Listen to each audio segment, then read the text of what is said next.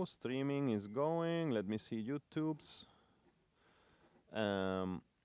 I have this fantasy that in like 10 years or something, my kids would be like, my dad was streaming like for 10 years, like almost every week, and there's gonna be these like hours, and also, I mean, there are hours of me like looking at the mixing, like looking at some Bitcoin stuff, then mixing. I mean, in my YouTube channel, it's like some sort of time capsule for me. So, anyways, ooh. So,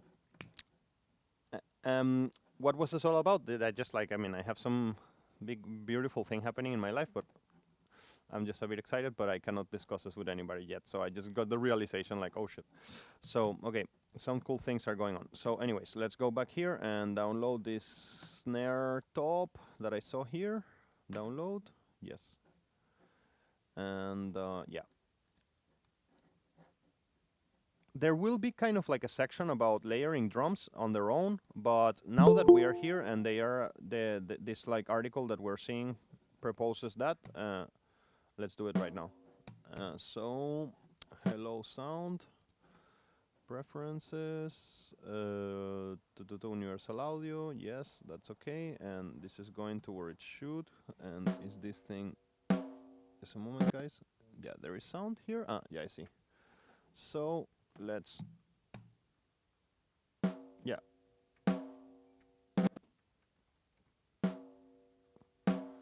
So, I repeat what I'm doing. We are discussing, just in case, I don't know for the translation or for anybody here. By the way, online, I'm not showing screen, guys. You're not telling me anything. Guys, online, what's up? So, I am discussing this presentation with 19 ways of layering sound, and we are discussing at a white noise layer. That's designed to be a discussion for synths, but I am extending it to something really cool that I used to use a lot, but I don't use anymore, which is like how to create a snare bottom when you don't have a snare bottom. So you can just load here a MIDI track and search for, what can I use to generate white noise in Ableton? What's the fastest way? I can use a simpler and load the white noise there. Ah, no, I'm so stupid. Let me just download some white noise. Or, I mean, in Pro Tools I could generate it. Yeah, yeah, you're right, you're right, you're right. Let's just do it like that. Let's just do it with one of the Arturias, actually. It's gonna be the most expensive snare bottom in the world. So let's let's grab here with no actual snare bottom, yeah. So let's load here the Arturia, and I think the one I'm thinking right now quickly is the no, actually the Minimoog has it really easy there for us, the Mini V. La la la la la la la. I'm blind. I'm blind. I'm blind. Here it is, Mini V. Are you gonna load? Yes. Here, let me remove the simpler and add the Mini V, and let's get our Mini V to output white noise. So for that, I just need to remember. Let's remember something. Switch on both oscillators. Switch up the third oscillator and turn on the noise volume. Now, will it go? Ah, no, it's off, sorry. So, yeah. So, that's our white noise. We can make it pink. It's unfiltered. Yeah. Yeah. So, that's white noise. And actually, that's cool that we can sort of like modulate, not modulate, sorry, shape a little bit our snare bottom. But anyways, let's imagine this. And I'm going to create a MIDI track here. Blah, blah, blah. I always forget. It's like Command M, right? No. It's like Command Shift M. Yeah. Yeah, just a new MIDI region. And then let's just add any little note there. Get out of this. Yeah, get out of this. And so, yeah, there you go. And so now we have it literally just a white noise layer. And then let's put a gate there. So audio effects, let's go here, gate, and we need this gate to be triggered by the snare that it's up here. So we'll grab this guy and we'll say audio input from snare top. And so we have now the situation which is like up, and then we need to regulate the gate. So it needs to be closed. Wait, and let me just think about this for a moment. Wait, floor. No, infinite,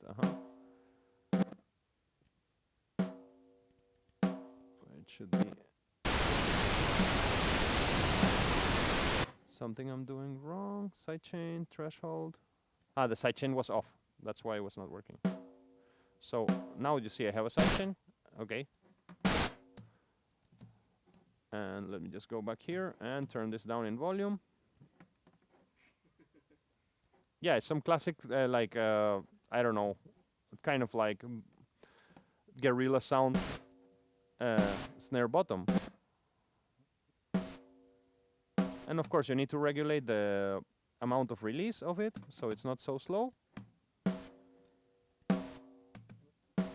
So let's make it a bit faster, the release of this. We will discuss gates and stuff like more carefully later, but now it's just a little trick that... And then something that I would do is to add some reverb there to that snare bottom. Like, that's really useful. We will discuss a little bit of reverbs today too, but just a little reverb. Something like room, like wooden room or something. Concert hall, church, wait, ballad reverb, room, let me see. Small room, something like that. And then turn it down. I love to do this kind of things, like little sound design there. And then we could perhaps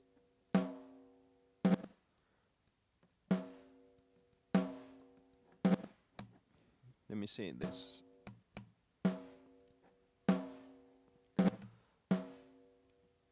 Yeah, I made the attack of the gate faster and the hold shorter, so it's more like a pa. I guess that you got the point. I just wanted to inspire this idea on you. It can save you. And there is also something that it was not designed to be discussed today at all, but why not? There's another thing that we can do that is really cool, and it's really used. I guess that some of you have used it already. I'm going to get any kick. So this kick in, whatever file, it doesn't matter which one. Fuck, when I go to discuss layering of drums, then I will have nothing to say. I'm now doing this in the wrong moment. That's my mistake. But anyways, doesn't matter. Another thing that you can do that is really cool, it's like, this is actually more useful than the one I just showed you. That's why I decided to show it to you anyways. I have a kick there. And something that I really do this nowadays, like it's still something that I do. I'm gonna load here a simpler. And it's kind of like a similar principle, but instead of doing it with... instruments, sorry. Instead of doing it with white noise, we will do it with a low frequency oscillator, or, well, not a low frequency oscillator, but some really low signal. And not the simpler, but the operator. And so let me just grab here and get this guy copied. We have the gate already done there, so it would be simple. And this is really useful for electronic music. Like, it's like really crazy useful for electronic music. Let me switch off the mini V.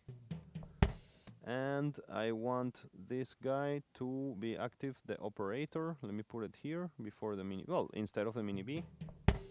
And switch off the gate, 1 second, and the small room, and solo this. Okay, so I want this to be, like, transpose it, yeah.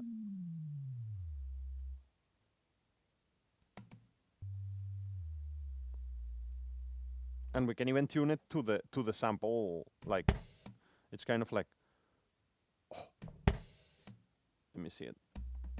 So I feel that it should be a bit higher. And then we will open it with the, let's see it run.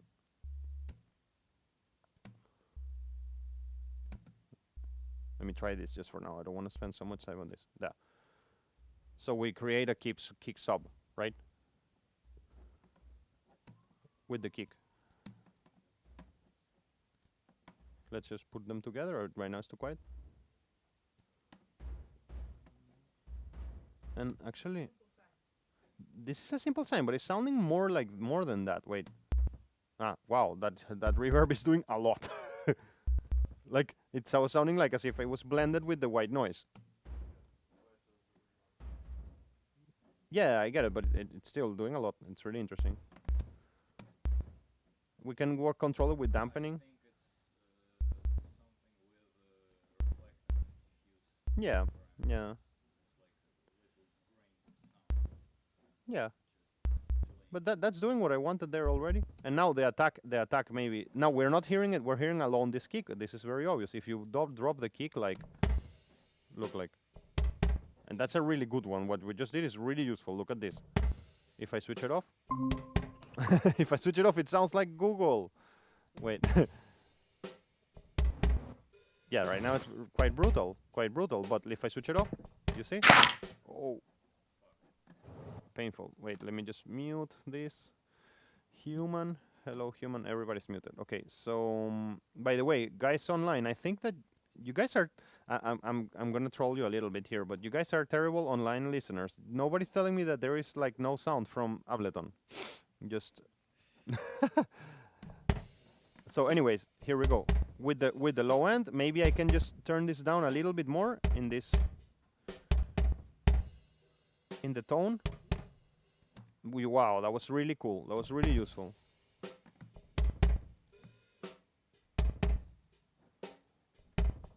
And if I switch it off, up, look at that. Like that's a really cool mixing trick for layering. And for electronic music, it's amazing. So, well, that was out of our plan, but that's cool. I mean, we were discussing the white noise layer. Now I'm curious. Let's see how it works when you do it with a synth. I mean, this is obvious. We have done it, but let's just feel it and perceive it together. So white noise layers can help analyze any sound. It fills gaps on sounds and add some unmistakable high-end glimpse. Okay, use white noise on everything from bass lines. I've never tried that.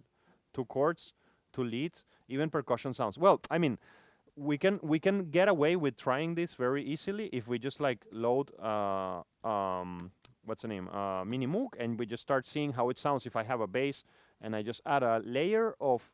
That's gonna be the fastest way, so I don't spend the whole day just looking at that. So I'm gonna load the Mini V again, and in here I'm gonna load just any bass sound, like whatever bass sound. Hello. I mean, for some of you that have experimented with synthesis, this is not gonna be so mind-blowing, but for others, maybe this is gonna be interesting. So let me see if I switch on. Oh, it's so quiet. Wait. Ah, it's super filtered.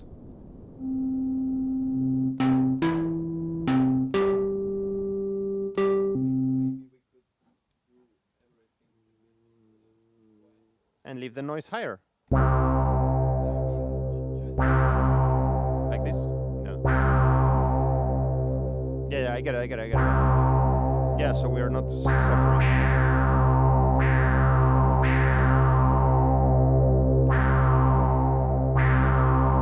So, well, I want something more simple, like a simple bass. Bastardo. Basteroid. Okay, this can be a good candidate. We're getting it filtered. Oh, this is such a great application of noise.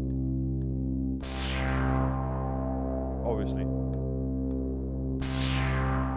That is the filter emphasis and the attack of it.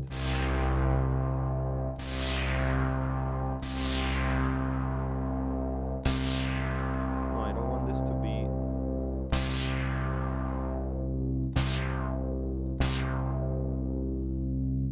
And if I change the type of sound of noise. Well, anyways, adding a layer. Even Wendy Carlos was telling us this. This is so great. In this example, it's so great. Like, can you imagine living without that white noise layer? Anyways, I think that these guys, what they were trying us to tell us, well, they're telling us that it can be tuned and stuff. Okay, but I think that these guys, what they were going for was more something kind of like adding a synth and adding just another synth that is a white noise synth. I mean, I'm talking about, imagine that I load a Minimoog here on this guy, and then I duplicate that, and then I make another synth that is only white noise. I mean, I think that this is what they were after, but I feel that I already demonstrated this with the synth, and that there are more interesting things below. So just experiment with white noise when you're layering. It's not a bad idea. Actually, there is a big resource I made for the movie, for the soundtrack of the movie, which was I think I mentioned this to you. I did some huge sound with just white noise, like just filtering white noise and stuff. Like white noise as such is a really useful, or pink, it's a really useful tool. all the frequencies at the same time. Exactly. Yeah, yeah, and you have a good point there. You have a really good point there. Like, let's discuss one moment. Like, if I would like to do something a little bit more sophisticated with white noise, like, what would I personally think that we can do? I'm gonna download. I mean, I can open Pro Tools and just render some white noise really quickly. Let's just grab this baby. I know, but this is gonna be 10-hour poor babies. Yeah, I tried it when Sirius was baby, and Sirius was super calm. Anya was like, I'm going to go out of the window right now. Maybe you should have tried brown noise. Yeah, you're right. You're right. We tried like beach sounds and everything, and Anya was, everybody was going crazy. Yeah, yeah, no, we played Bach, everything. Like initially, like we just didn't know how to baby. We just didn't know how to baby. Yeah, I want this video to be under 4 minutes. Yes, and yeah, white noise on black screen. Yeah, such a nice TikTok, such a nice TikTok video. Just white noise. This one. Oh, but this is filter already. I don't want it to be filter. Hello, yo, bratan, Saroa. I don't want this to be filtered. Come on, all this man is asking is for some white noise. There it is. So YouTube downloader. I just want to experiment a little bit with the simpler and white noise, because it can be a good resource for layering. That's why I want an audio file. Actually, I'm kind of here being a bit stupid. It's because I don't understand. I don't use so much Ableton, and that's why I'm not thinking like this. I can render it here. Yeah, exactly. That's exactly what I mean. So I'm gonna switch all of this off. So we get only the noise. Get the modulation out of the way. So wait, this one is turn all the way up. Yeah, that's good. No filter emphasis. There we have some white noise. Let's render this, guys. So copy this thing here, put it here, flatten, freeze. Wow. By the way, in the metro there was such a lucky guy there who approached to me right now, like who approached to me like without speaking one word of Russian, and the guy was Cuban. So when I saw his phone, I was like, yo hablo español. Oh, hermano, todo this happened right now, like on the way here. Que no encuentro la embajada. I cannot find the embassy. I was like, man, I need to go. Let's go. Okay, sorry. Just remember that. Okay, so I have some white noise sample there, and let's load the simpler quickly. Simpler. It's in the instruments. Simpler. Yeah, here we go. And let's see what we can do with white noise if I load it here. So, and my simpler, I guess, is down here, right? I need to change this. Can we tune this? Let's see.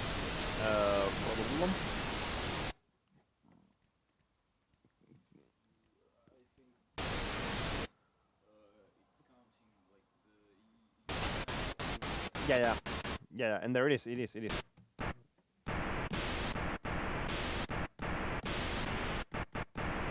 Yeah, I can see so many things that we can do with this. Can we slice this and make something interesting with it? No, it will not, right?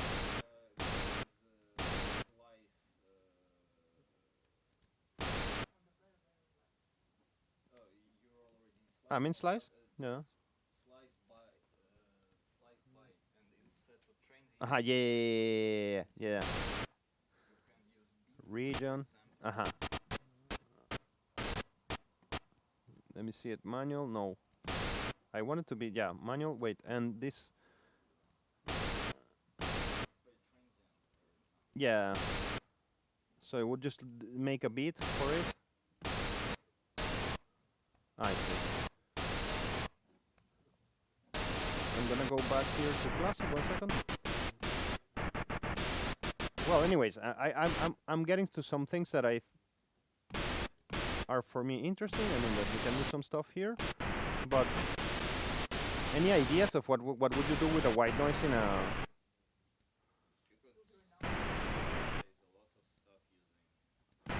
Yeah, we were talking about grabbing an EQ, right? And also dropping there. This is already going to somewhere else where we want to be, but we can have an EQ.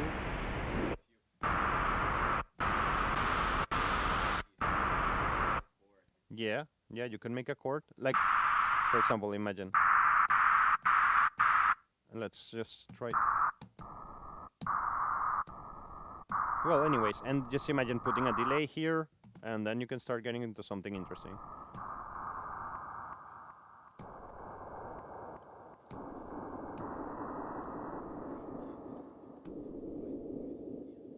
Yeah, I mean, I would filter, like, I don't know, the kick, right?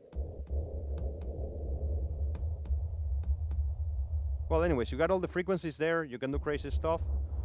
I love personally, there is a plugin called, it's in the Sound Toys suite. There's a plugin called Filter Freak that is kind of like a combination of a lot of EQs put together. It's just gonna get faster to where I would like to be. Sound Toys, Filter Freak 1. And with this thing, I did something amazing for the movie with yeah, it's gonna ask me my eye lock. Anyways, I'm gonna move on. Point being is that a lot can be done with white noise, just filtering it, moving it around. You guys know how to use a simpler better than me, so you will get to somewhere more interesting faster than me. But experiment, try it. Use it as a layer.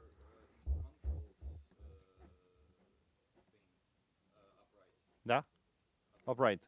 Controls.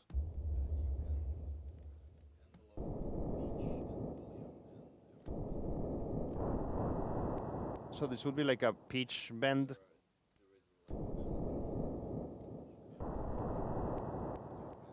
I want to go back here and I want it to loop. Here. That's what I wanted. Yeah, that's what I wanted. I wanted to loop. But anyways, I don't want to make a whole lecture about white noise.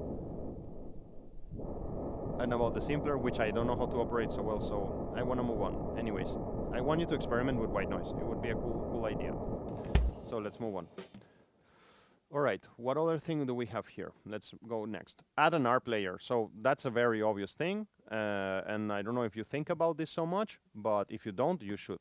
So let's see. Let me grab this. This baseline is going to be easy for that layering exercise. So I'm going to make all of this offline, so nothing is bothering me at the moment. And let's just focus on this and then load anything, any synth. So I'm going to load here on my Arturias. Yeah, I'm just gonna load a sound. Let's grab it from the sync layer. We love that sound. We use it already, and I just want to layer it. So then let's layer an arpeggio to it. Now I'm gonna do this the Ableton way. So you kind of like don't need to depend on my synths. So give me a second and let me remove this from here. Let me open the sync layer a little bit so it's not so dark. I think it was like... This guy is quite tricky. Okay. So do I have any EQs there? No. Great. Let's load a second synth. And I'm gonna do it again with Ableton synths. So let me just go here to instruments and let's load the wavetable. Any synth, it doesn't matter. So let me see, for example, piano and keys right now. I don't know what this is. Yeah, I want something that is not so long in attack because I want to build an arpeggio. And then, if I'm not mistaken, there is a MIDI effects here, and there is the arpeggiator of Ableton. Yeah, and so if you know about this guy, great.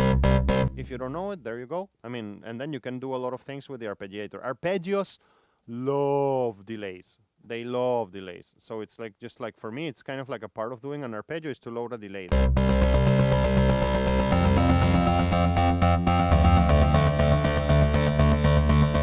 And well, we just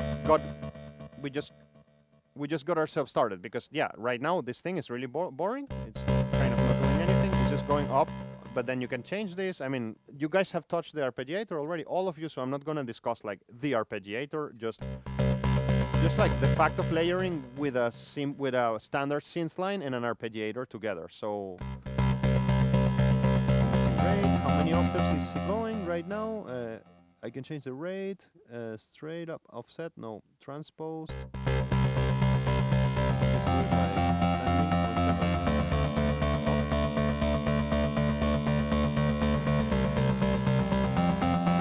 Yes.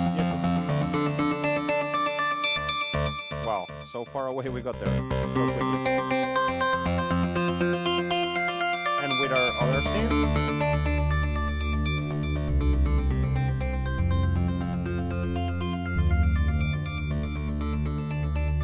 of course, well, changing the delay rate, whatever you want, like.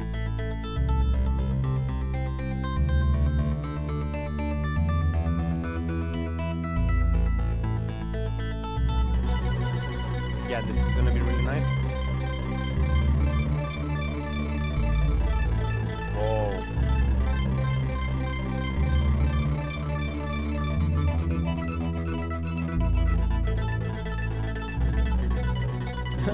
That's so great.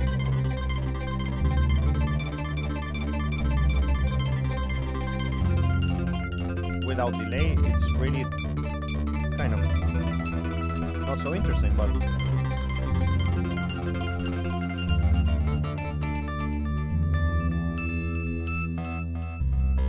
okay, I mean, I don't have to discuss this point any further. I just wanted you to have a list. So our players are really cool. Just always work on it. I think there is an option, by the way, if I'm not mistaken. I don't remember how to do this, but I remember that Ableton has a function to export the output of the arpeggiator as MIDI. And that's a really useful thing, but I don't remember right now how to do this. I remember I have seen this in the past. I hope that you understand what I mean. Yeah, do you remember? Yeah, we need to record MIDI, right? Mm-hmm. So I think that's an important. Yeah, I think that's an important conversation, friends. Look, like I just loaded the MIDI here, and the input of the MIDI can be the what is the track? It's like clav variations, right? The input of the MIDI, just like with a track, it can be clav variations. And now it should be running all the time because wait.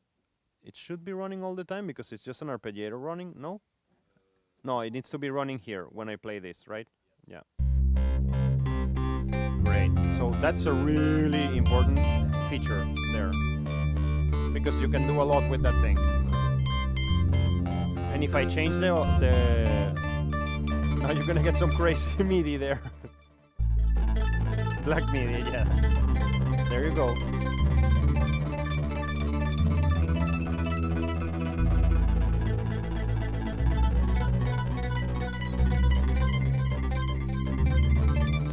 There you go. Our result of our MIDI performance there is stored, and then, well, I mean, I can do a lot of stuff with that. That's really cool. I can also imagine I can just half it, double it, like whatever, make it more intense. That's like, I don't know, 128 or something. Anyways, okay. So we got some ideas there with the arpeggiator. Да, потому что там не был синт. Да, ну, да, я думаю, что мы хотим послушать. Давай, это обязательно надо. Сейчас. Let's do it. Wait, let me just select this and take it back to how it was. It was kind of like, oh, that's gonna be brutal. No, I made it too slow. Actually, I'm gonna re-record it just so we start from the beginning because I kind of fucked it up. It's easier. So, go to the arpeggiator.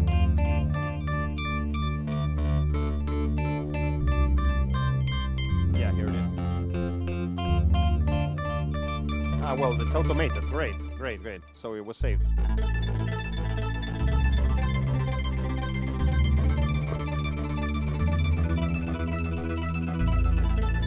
Yeah, I think it's gonna sound almost like a transient, actually. Okay, let's just grab this guy quickly and drop a synth there. Any synth, instruments, the operator, or whatever I have something written there, I see. So let's grab the simpler and grab some synth, lead, whatever, and drop it here. It doesn't matter which one. Well, no, it really matters which one.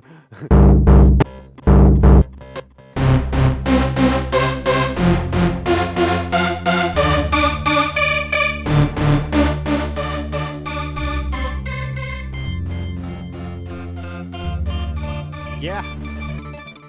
No, and I haven't even started. Yeah, I started.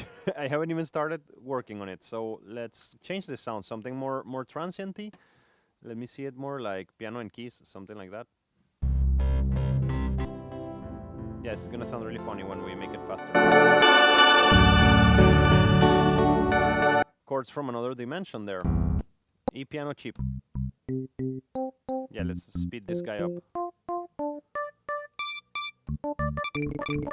So yeah, it kind of becomes like this. Nice. It's some video game.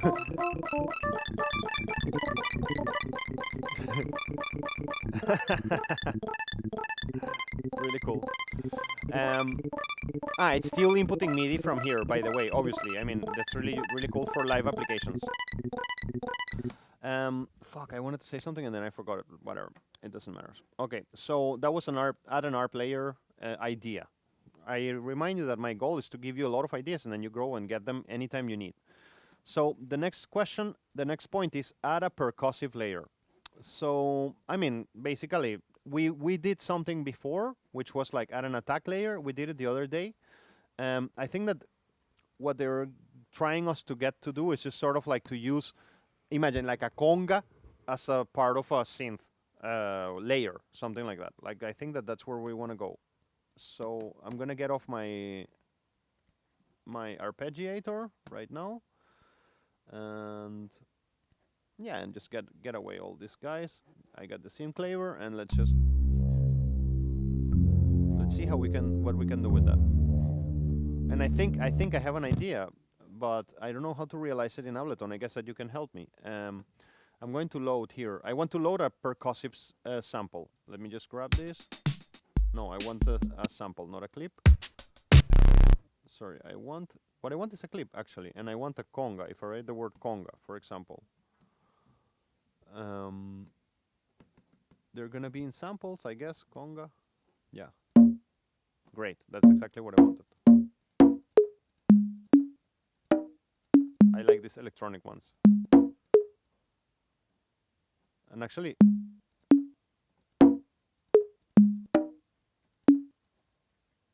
this is not an audio track. I need an audio track. Come on, audio track. Drop it here. So we will tune them. And I want to. How would you go about? I want to time stretch the hell out of this. Like, I mean, how would you? What's the? Like, I would do it like here. Wait, let me just go here, and warp it. And BPM and put here like 40 or something, yeah? Halve it here, for example. Will that work? I just want to stretch the hell out of this, but like brutally. Yeah, come here, please do it. Please do it. Yeah, if it's gonna be faster. We need markers or. Another marker. Yeah, I get it. I'm not sure. I get your point. Yeah, I get your point. Yeah. That's how you add it. And then stretch it like that. Just, yeah. Stretch it and then. Hit here. Wait, let's just pull up here. Grab this guy back here, and. It's like, now it's still short because it's only. So I can do this. Yeah, this is what I wanted. Whoa. I mean, this lecture is like, this set of lectures is like you guys teach me Ableton and Russian. Great. Wait. Oh man, this is so nice. This is really way more interesting than what I was expecting. And because I mean, if I grab this guy and then I use an overdrive, for example, on it. By the way, overdrives everywhere, guys, everywhere. Just like use overdrives everywhere. It's always the very useful thing. Like, and then we can tune that, right? Like, so we can tune that here. Am I correct, Peach? Well, there you go. Yeah, that's great. I got it in the note there. And then if I want it to be longer still, I want this guy to be longer still. I need to do this, Bratan? I see. I wanted to arrive to the next note. How the fuck did we end it like that with a conga, man? That's so great. It's like some synth, Cuban synth. So it would be something.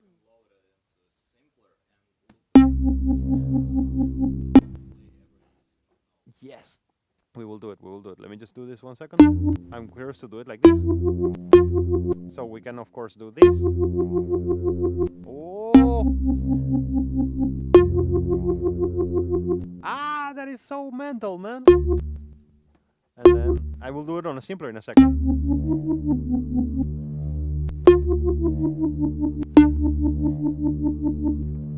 Great. And well, a little bit of, like, as usual, if we want to extend something, we just add a little bit of reverb there, so it doesn't end so fast on when the transient stops. So let me just load here audio effects, like a reverb, any reverb, doesn't matter right now, and just put it like.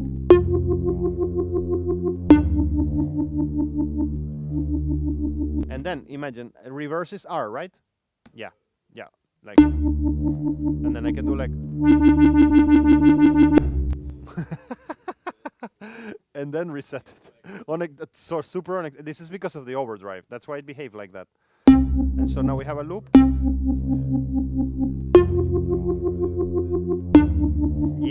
Yeah, because it's very hard, very hard compression. And then if we do it with the simpler, like Anton was suggesting to us, let's just grab here the instruments, draw the simpler, and I guess that the simpler was dropped.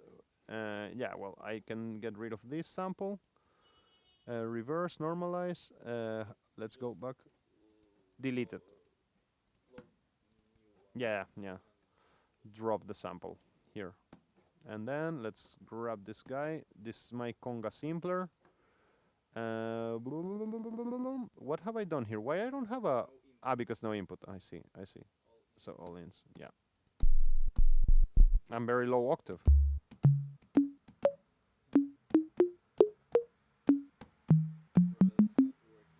Yeah. It was more interesting, like in this case, like... Well, anyways, we did a percussive layer creatively, you know. And the more you use this kind of like techniques, the more your clients are gonna be like, holy shit, you know so much. Let's just use a barking dog, like, yeah. And I really love to do these things, like just like use actual sounds from the world, record them yourself, and that's really amazing. Let's see what this article was telling us just before we leave this point. Adding a percussive layer can be especially helpful for lead scenes. It can help with the attack, obviously. Experiment with punchy percussion. Yeah, we just did that, and that was really, really interesting. All right, so now I'm gonna go and get an acoustic guitar because that's something that I really wanted to try. Let's just record something here. I'll bring an acoustic guitar quickly. Up.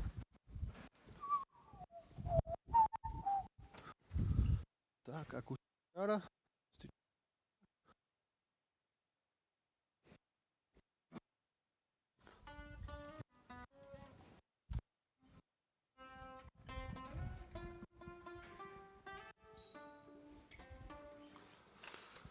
Yeah, and we will record it with this microphone, so we don't have to do anything. So, I mean, I think that blending electronic elements in acoustic elements is a great idea, and we should encourage that a lot. So I'm gonna make here an audio track. Input from my input from I noticed. Yeah, I don't have a input set up here. So input device. I need to input it from Universal Audio. And oh, there we. I was like, who is talking at the same time as me? And yeah, I see the signal there. I just really lazy to set up in another way. Wait. Nah, it's okay. I'm really curious just to do that. I like to do this kind of things. Just like some sort of like little lazy experiments. Yeah, I see the signal there is.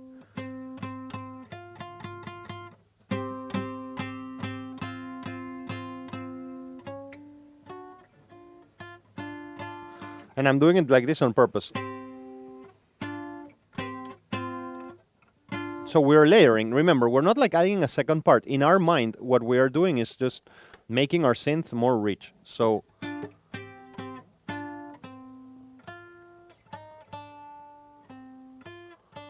let's go and record this.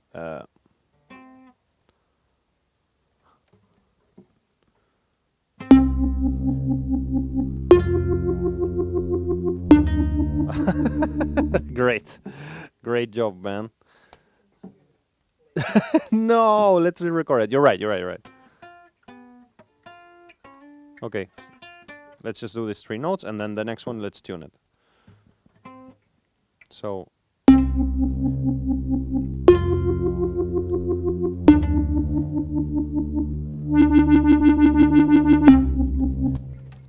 So great, we did this with congas and acoustic guitar. I really think, I don't know how do you feel about this, but I really think that the more exotic you can make it, the more cool it is. Like, it's like it's like, I always joke with my wife, like, you know, I'm the kind of guy who I take a shower like kind of every week or something. Like, I'm not like a guy who is showering every day and stuff. And I just, because I'm just like that. I'm a, like very like Lieto guy. Like, I just like when you're leaving the summer all the time, you don't think about it so much. But anyways, every time I go into the bathroom to take a shower, my wife has these shampoos which are like, you know, they always have these super exotic ingredients. It cannot be just like olive oil and salt. You know, it's just like Siberian, I don't know, whatever, super strange flower with and I'm always, because I'm a guy who take a shower not so often and stuff, I'm always like, oh, and I'm like, yeah, I'm gonna grab this. So I think that the same happens with songs. You know, if you use a regular element, it's like it doesn't matter. But if you go and use like, we got like a mammoth, we rebirth a mammoth with a cloning system, and then we got the mammoth to sing. Yes, exactly. We got some unicorn tears or some shit like that, whatever. Like, you get the point. Exactly. It cannot be like any cable. So let's see what we got here. This is my acoustic guitar. I'm just gonna turn it up. So.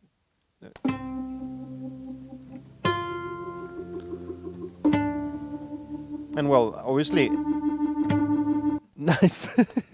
That was a recording of the conga through the acoustic guitar, through the microphone. So now, great, we have it. That's getting really indie, man. That's getting really indie. So let me just again, like we did, let's just automatically warp this guy, and this is the modulation of the conga. That's super cool. And then let's just like make this slower as hell. Wait, no, the opposite. So.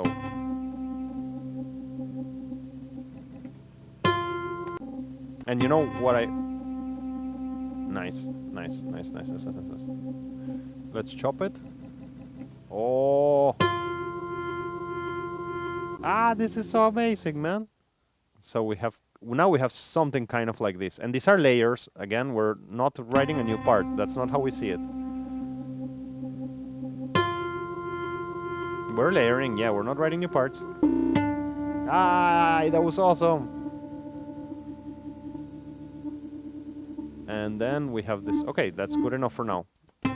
And I would recommend you, and always think about this every time you're layering. Don't forget to always try an octaver. What's up with octaver in Ableton? Is there an octaver? I don't think it's called octaver. Shifter, right? Is it shifter? Yeah, coarse and fine. I think that this is gonna be...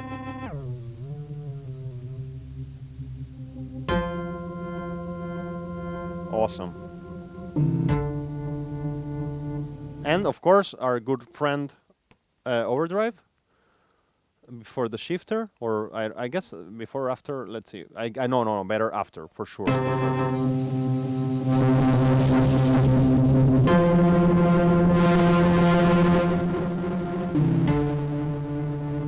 Yeah, let's go some reverb there.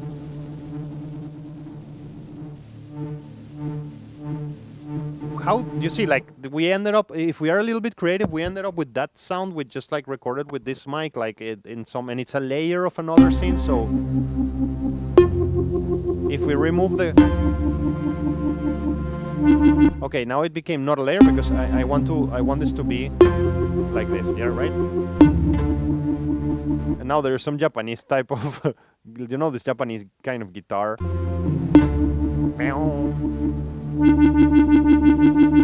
And then it repeats. Wait, well, let me not delete this beautiful tail that we had here. And then it repeats. And then it closes here.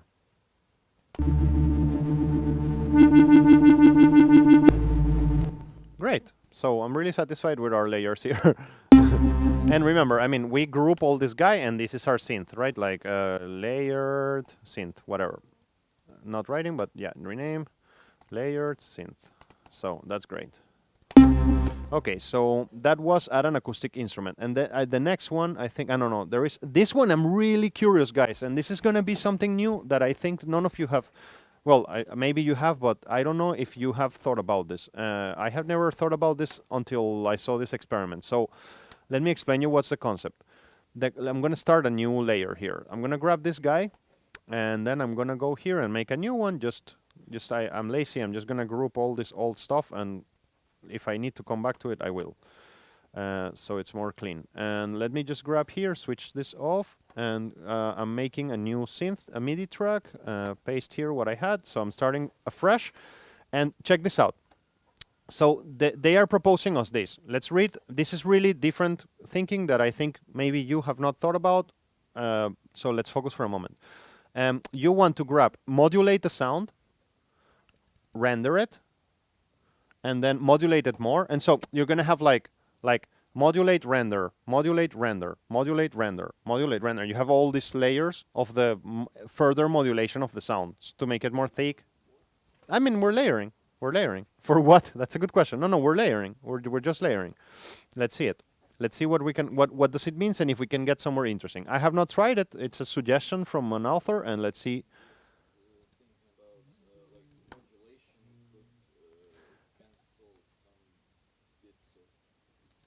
Let's see where this takes us before we. Let's just imagine it. So let me just load something more. Okay, let's work with this guy. I'm gonna need my iLok because I am going to load some. I have my iLok here today with me because I am going to load some Sound Toys plugins. So let's go. Let's load my iLok. Yeah. And a what? Aluminium one. No, it should be Thai coconut with mammoth. With mammoth. What's the name like? yeah, exactly. You said mammoth beef? Yeah.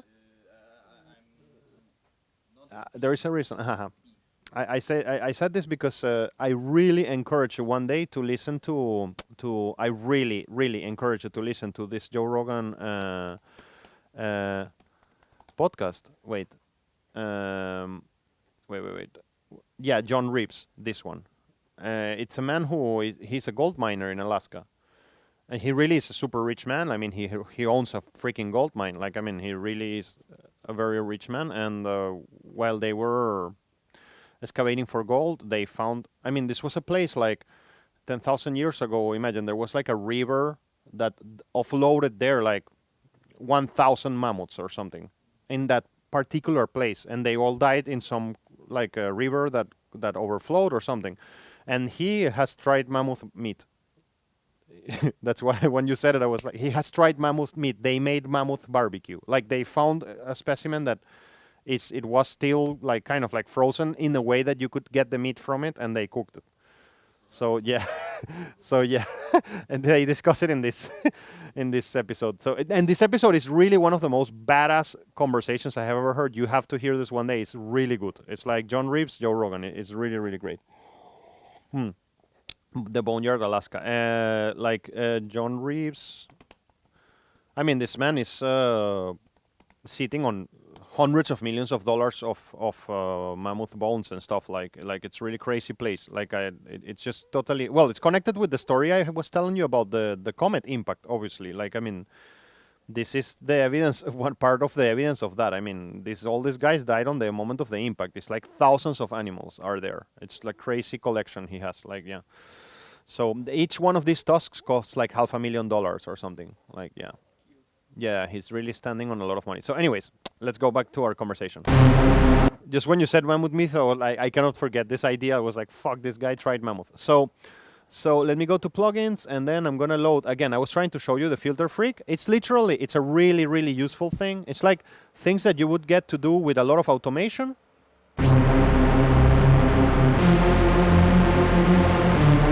So let me I'm kind of waiting for this card to pass because it's just too... So I think that what they want to do, you see, like... yeah, this plugin is just so useful. Like, look at what we achieved like so quickly. I think that these guys are trying to us to do something like this. I duplicated it. I'm gonna flatten and merge. Freeze and then yeah. Okay, it's freezing, and then let's flatten it. Flatten. And then we have layer 1. You see, I think that this is just done for convenience. Like layer 1 was this. Now let's duplicate this. And choose another modulation there.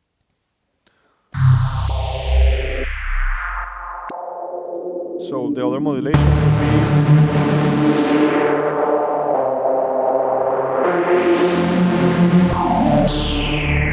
Yeah, this would be a cool one. So let's flatten it, freeze it, and flatten it. So now we have 2 layers. I mean, we're gonna get so far, very fast, because we're just like creating these layers here. Do I have this filter freak here? I wanna switch it off.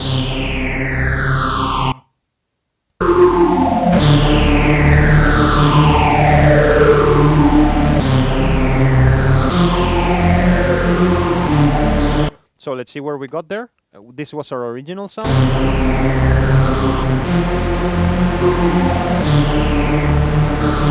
And we can continue, just layering and layering and layering. I mean, just like chopping down this guy and maybe filter it in a very different way. These are very similar filters. Let me see another one kind of like here, for example.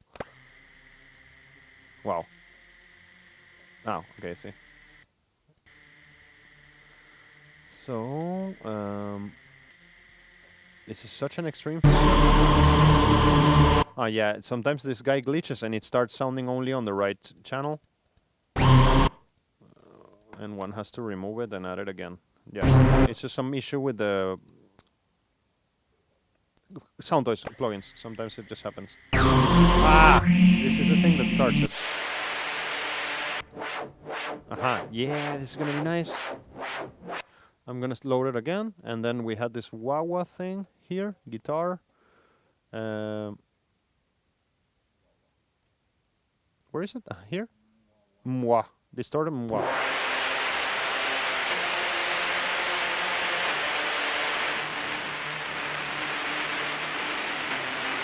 Let me see the modulation here. Oh.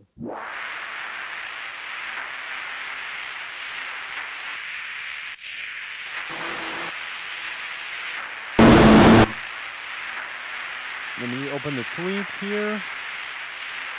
Frequency. I don't know, that's not what I wanted. I wanted to change.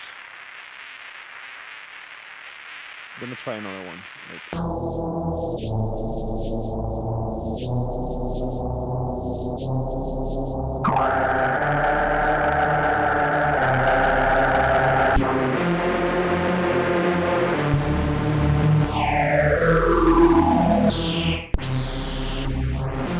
Yeah.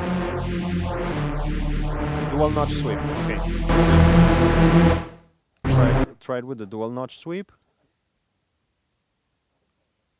And then when we have the 3 layers, we will see what we're going to do with them.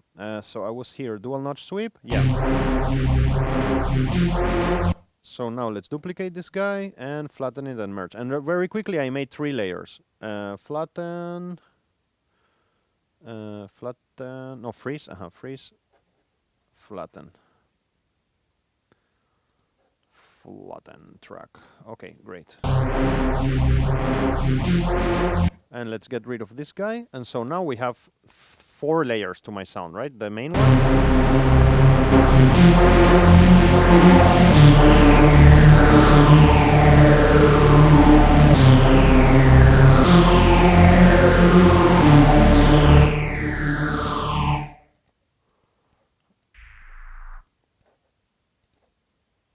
And let's turn them up a little bit.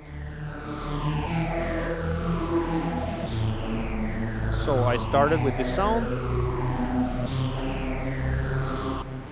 That was my original sound. And I ended up with this one.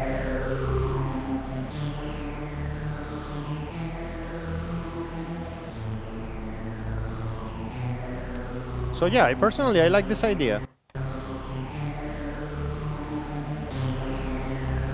All right, let's move on to another technique. Introduce modulation to a source sound. That's what we just did. Print the recording audio, further and tweak the modulation, print the audio again, later the two or X files together. And then, of course, once you have this, that's why I think it's useful. You can then use an octaver to add a second octave to them. I mean, we can make this so rich so quickly. Just obviously, you can apply any of these techniques on top of another. Like, well, I'm not even going to discuss this. I think, well, you know, I thought that for some people it's extremely obvious. It's so fucking obvious that we don't even have to talk about it. But I also thought that for some people, maybe you have, I mean, it's just very basic stuff, and I know, but I don't know. Maybe you have never tried it. So when you double acoustic takes, it's really nice how it sounds. And it should be used very carefully. You shouldn't use it all the time. For example, la, la, la. So that's one take. And I'm going to just do the exact same thing, but I have to sing it again, right? So let me see if I can do it blindly without listening to anything. La,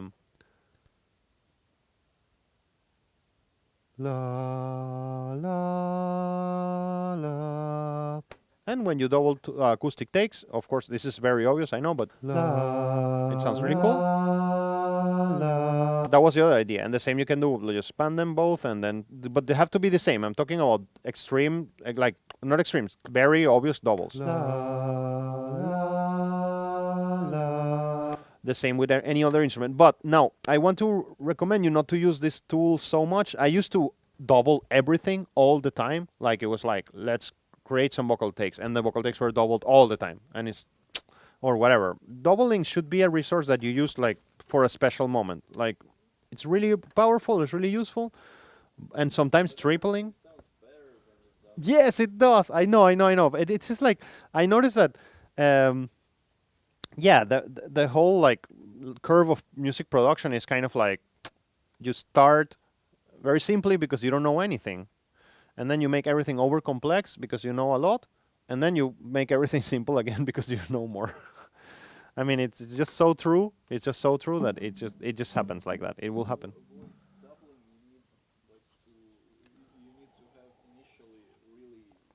Yes, good part. Performance and part and everything, and the idea has to be great. Yes, I agree with you. Of course. There is another. Wait, there is actually. I know why. I know why there is missing one number there, because there is definitely one thing that I wanted to try that I think I deleted accidentally or something, and that was something that I really wanted to try when I saw it. And let's make it to be option 8. The option 8, because we're almost at the end there. The option 8 was add a vocal layer to your synth, and I really want to try that. I have never done that. It was in the article that I transcribed for this lecture. I'm just for now gonna just make something here quickly, so we try it right away. So I really wanted to try that to see what we can do with that. So I'm gonna stay with the same example. I'm not gonna delete these layers. Why not? Let's just leave them there and imagine that what I'm gonna do now is gonna be one more layer to this. Create an audio track, and now I'm gonna change this sound. I'm kind of like tired of it. Instruments, max for live, MIDI, no, instruments, and let me just see here in the wavetable what there is there, like in pads. I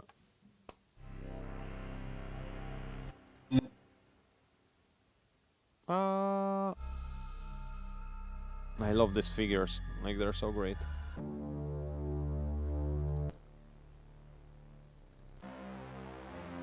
Okay, my wife is called Anna, so let's use this pad.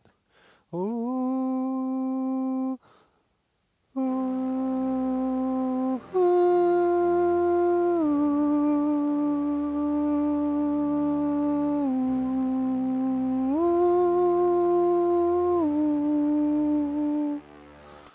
So we have a double, like a vocal layer to our synth, and well, obviously, we're going to manipulate the hell out of those vocals so they sound like a synth, and I really like that idea.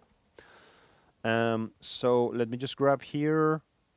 Well, I mean, actually one of the techniques I have. Let's combine two of them. Like I just added a vocal layer to our synth. That's cool. Think about that in the future. Try it. Do it. Like an octaver will help us, but I wanted to combine two of the techniques. You will see what I mean. An octaver is gonna help us here. I'm gonna load an octaver. I forgot it was in plugins. Shifter. Yeah, thank you. Shifter. So yeah, not here, but here. Audio effects. Yeah, shifter. So let's load the shifter here.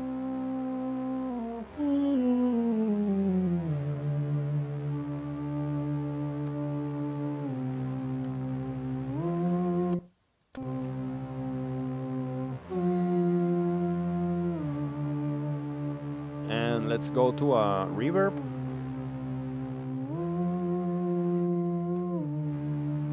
And let's have another one, like, I don't know, standard room, tile room. And we can, you know, something I invite, this is not to the vocals, sorry. Something that I invite you to do is use many shifters at the same time, like.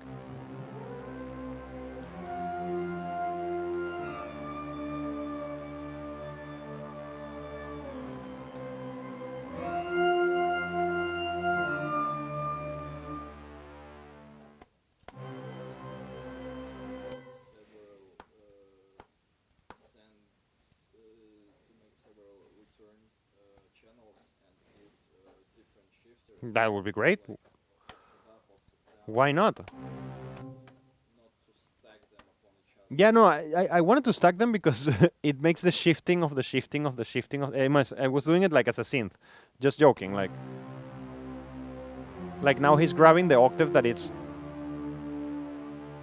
the octave lower and it's pitch shifting it to, and then grabbing the higher octave and pitch shift. I did it on purpose, but right now I lost the effect of what we had before, but yeah, we don't hear it.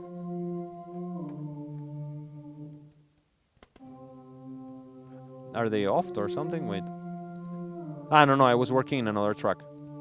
Who knows where?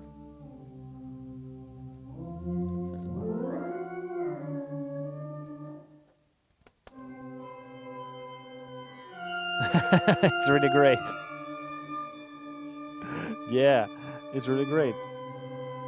Now it's becoming even a bit detuned. And then we can detune some of them. I mean, this is a big, deep rabbit hole. We're going to get there. And you know what could work a lot, very well here? Chorus. Like, in general. Just to make it more freaky. Like, god damn it, we just made a synth with my vocals. It's so simple. And let's grab here. Reverb.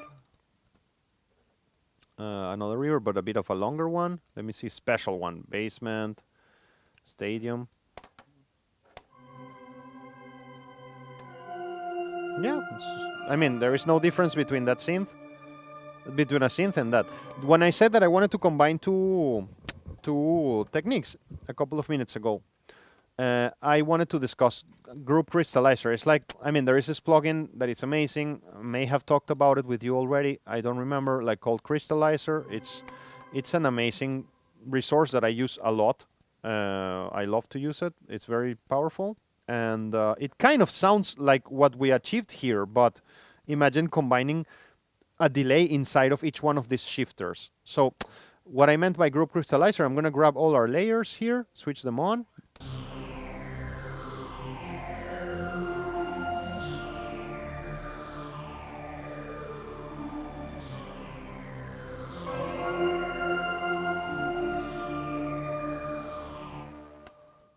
Let me just make a loop that is this long.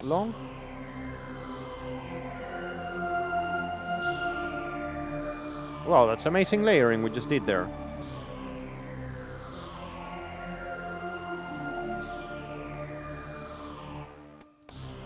Wait. I'm just want to control a bit the layers. Yeah, I don't like this one so much. I'm gonna turn it down. And now, what I meant by group crystallizer, let me follow 1 second where I was. I was in group compression, and then group crystallizer. Group compression, I haven't discussed it. We discussed duplicate the 2 acoustic takes. Group compression, we will discuss it in a minute. Let me just do this. Drop the crystallizer here. I mean, for me, the crystallizer is kind of like a tool that it's on its own category. And there is nothing I can tell you rather than go and get it, because it's a really, really powerful and useful tool. It's a kind of like, what's the name of this pitch shifter delay? I forgot the name right now. Huh? No, I'm talking more about the... I just forgot. Yeah, guitar. I'm talking about the guitar one, very famous. Strymon. Strymon. That's what I'm thinking. Pitch shifter, pitch delay. Big Sky. That's exactly what I wanted. Yeah, it's a reverb, but yeah, there is a delay version of it. Well, I mean, I was thinking about the Big Sky right now. Yeah. It's not Big Sky, it's delay part,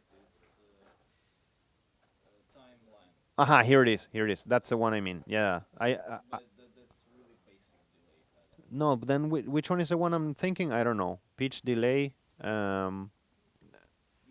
Night Sky. Could be. I don't know. There are so many. It doesn't matter. Like, there are so many. Yeah, it really doesn't matter exactly.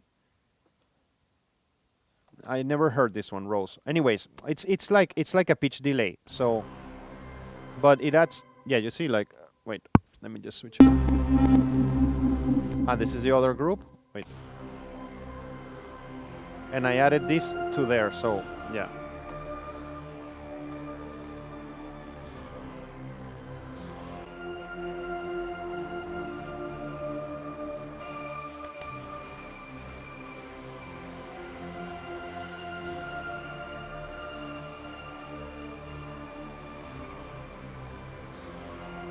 That's just an option. I mean,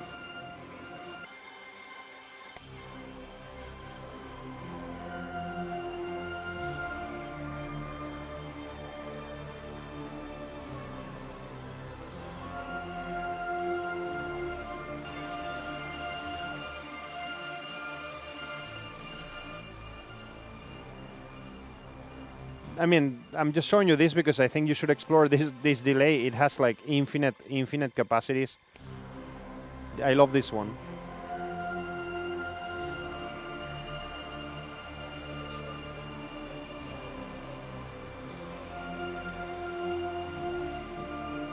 That's great. Yep. So well, I mean, this was just discussing the crystallizer on its own. This is what it's doing. It does so much for you that I consider a tool like separate tool. And it also, I recently discovered that it has a really cool function, the crystallizer in particular, which is that you can grab any drum beat into it. Wait, let me just load it here. I guess this is a mono track. This is what? This is a clip. That's why it's sample. Let me just. Let's just love any drum beats. The crystallizer has this really strange modality. I used it a lot in the movie. What I'm going to show you right now. This is apart from what we're discussing, just so you get more obsessed with the crystallizer, because it's really special delay. Like it has this modality in drums. 80s drum sound. I use it a lot. And there is also this one, like Atari sounds, like it's amazing resource. Yeah, like yeah, you can get some really crazy. Imagine this is super useful layer.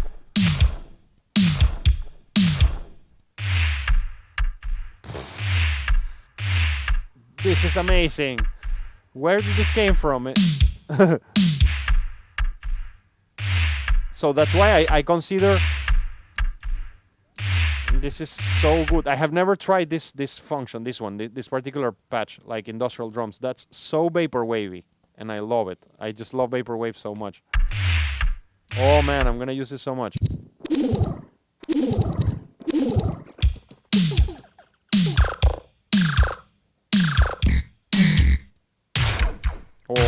so good too.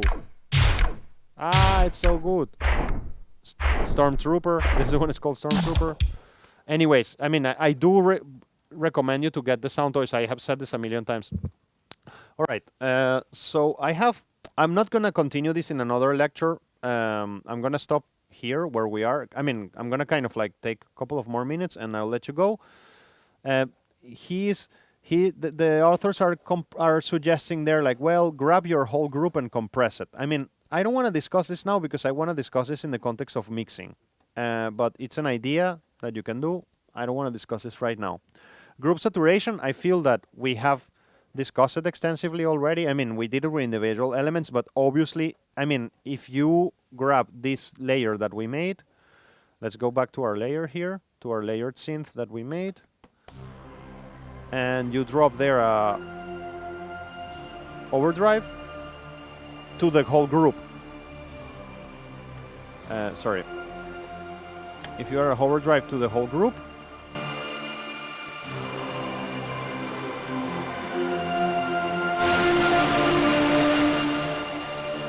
I mean, that counts as another layer. It's so brutal because we have the... I need to put it before the crystallizer. It's going to be better.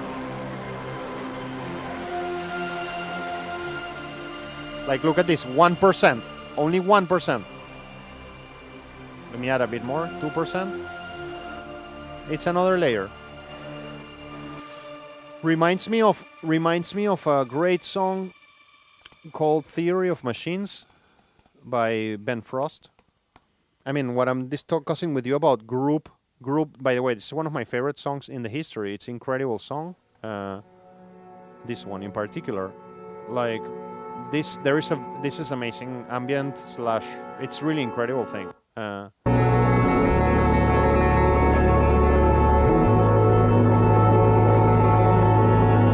There is this overlaying background low-end synth that is getting some really nice distortion as the song progresses. And it ends like this.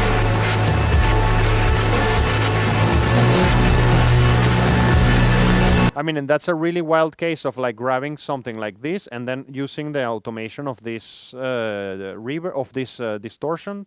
Overdrive, where are you? Overdrive. No, wait, switch on here. Overdrive, die wet. I mean, imagine what was done there, and I recommend you to explore. It's something like your song evolve your distortion group. So it kind of like starts like this.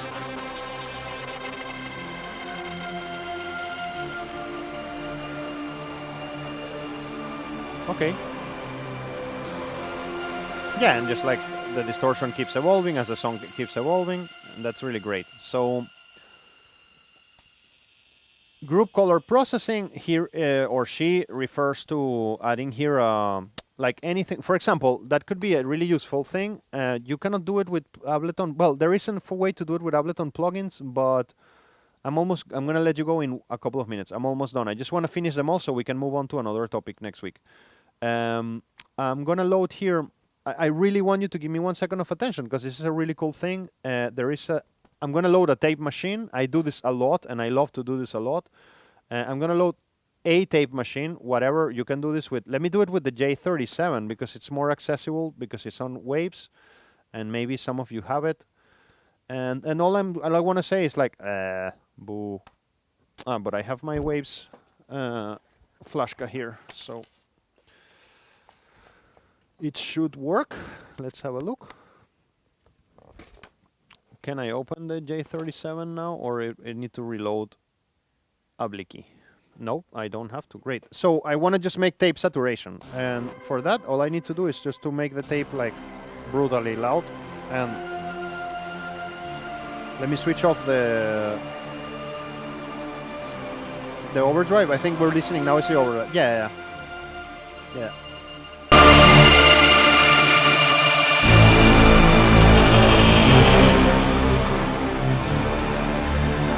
So if I bypass this,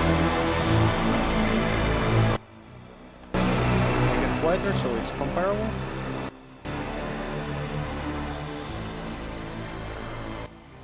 And this thing has tape saturation itself. So, and we can it becomes a layer. It becomes another layer. And I can make this more fucked up, flutter.